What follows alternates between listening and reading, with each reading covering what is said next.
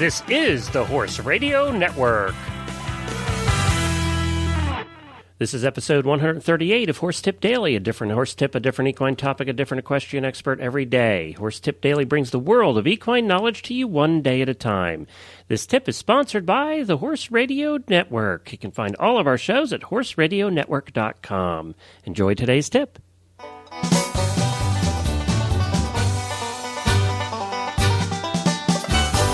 Glenn the Geek back with you from Lexington, Kentucky, and you're listening to Horse Tip Daily. Well, it's the end of another snowy week in the East Coast here, and we're glad to have you back, and we hope that our little tips help warm you up and get you thinking about spring and riding outside and doing all those things we do in spring and summer as horse people.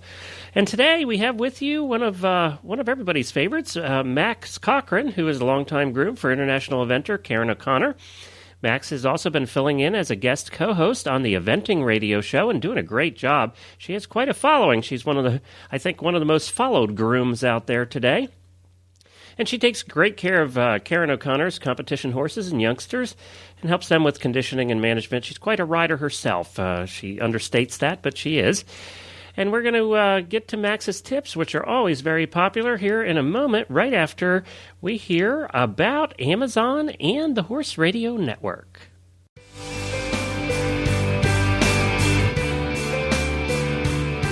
Glenn the Geek here, and we get many emails every week from people who really like the shows, and they ask how they can help support the Horse Radio Network. Well, you already do that by listening to the shows and by buying from all of our fantastic sponsors. And now you can add to that by supporting us directly and very easily. The next time you need something from Amazon, just go to any of our websites and click on the Amazon banner in the middle of the page. Then go on and buy your Amazon items. It won't cost you a penny more, just an extra click. But Amazon gives us a little bit back just because you clicked on the banner. Tell your family and friends to do the same thing. Every little bit helps us to keep giving you the quality equestrian programming that you have come to love. Thanks for listening.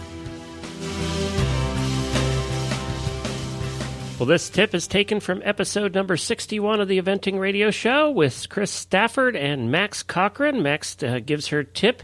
If you want to hear the whole episode, just go to eventingradio.com and look for episode number 61. They had a great show that day, so you can listen to the rest of it there. But here's Max and Chris. My tip of the week, I'll have to say we were at the Florida Horse Park last week, and actually for Ocala, it was 18 degrees when we were there, and the water jump was frozen. It was very cold, and they were just the best people, volunteers out there working and helping and smiling and bundled up and drinking hot chocolate. So my tip of the week is, be kind to your officials. Remember that, or not to your officials, to your volunteers. Be kind to your officials too, but be kind to your volunteers. Don't be mad at them. Remember that they're volunteers and thank them. Thank your starters. Thank your scorers. Thank your people that do that. They're there because they want to be there, not because they're getting paid to be there. And I don't think enough people realize that people are taking an entire day out of their lives to be there for you and for everybody else. So that is my tip of the week. When the weather is terrible, be nice to them. Be nice to them anyway. But it's a big deal to them, and they'll remember it in the future. So that is my tip of the week: is be very kind to your volunteers because they are volunteers. Well, absolutely. That's a good tip, because often people, they're so tied up with competing and the excitement of competing and all their own preparation. And, it's very easy to go back to the truck at the end of the day, to your trailer and make your way home and without stopping to think, well, if it wasn't for those volunteers, I wouldn't have been able to do what I did today. For sure. I mean, I sort of, as I go to the start box, maybe on my last horse, I usually go to the start box with Karen. I'll just turn and it's like, thank you for taking the day. And it means a lot to them. And, especially when there's the really terrible weather and, thank you for being here today. And to be able to do that just on your way in and your way out. And also to, if you get upset with the timing or, I thought I was supposed to go in 5 horses and what's this going on? These people, they probably don't know that you're supposed to go in 5 horses. Just be kind to them because they're trying to do their best. Well, good advice, Max, and hopefully people will heed that. And And, smile and thank your volunteers next time you're out there, because if it wasn't for the hundreds and hundreds of them all over the country, thousands, exactly. Thousands. They just put in the time because it's fun. And I remember, Max, years ago that I stewarded, and then I became a fence judge at Badminton.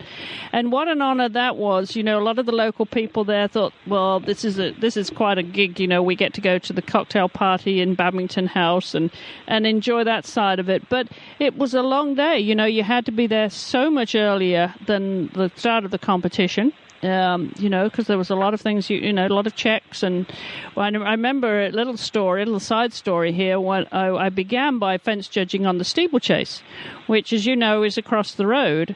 You probably remember there's an airstrip there too. Well, dear. Well, nothing untoward happened, but what you had to be sure of is that you had to get to your fences and out on the steeplechase course long before the first horse was ever on roads and tracks, because they had to land all the planes before the start of the competition. So if anybody was flying in, and there were a few people that flew in, they had to land very nice. And park before. Oh, very nice, yes. I wasn't one of them, I should hasten to add. And they would have to land and park their aircraft long before the start of the competition. So it was a very, very long day. And I remember if you've been to Badminton, those of you who know Badminton horse trials, and you'll remember Max, where they come into land, they're going straight towards the quarry, and then there's those little Cotswold stone walls, right, that separate the lanes around there. And they're very small.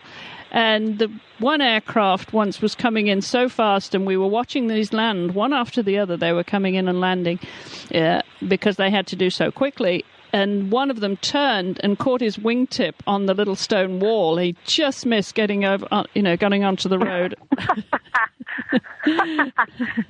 which could have been very interesting. And holding up the traffic on those country lanes is something. You don't want to be doing that because, as you know, those definitely not. Oh, they're tiny. You cannot get around anything. It's amazing how we used to get the horse boxes around those lanes. So it's narrow roads. That's probably why they don't let just anybody drive one of the horse boxes over there anymore. That's right. All right. Well, that was a little side story, but it just reminded me of being a volunteer and how grateful we are to all our volunteers out there. And thank you again to all of you. Well, thank you again to Max and to Chris. As I said, you can hear that entire episode at Eventing Radio, episode number 61, and we thank you for continuing to supply the Eventing Radio tips here at the Horse Radio Network Horse Tip Daily Show. Well, everybody, you can email me at Glenn with 2 N's at horseradionetwork.com. We got some fun shows coming up this next week, as well as it's the annual Stable Scoop Valentine's episode that we do every year, and we're looking forward to that. We want everybody to join us over at stablescoop.com. And, of course, you can find all the shows at horseradionetwork.com. Well, we'll look forward to seeing everybody again on Monday, where I'll be back again with another new expert and a different horse tip. Until then, stay safe, everyone.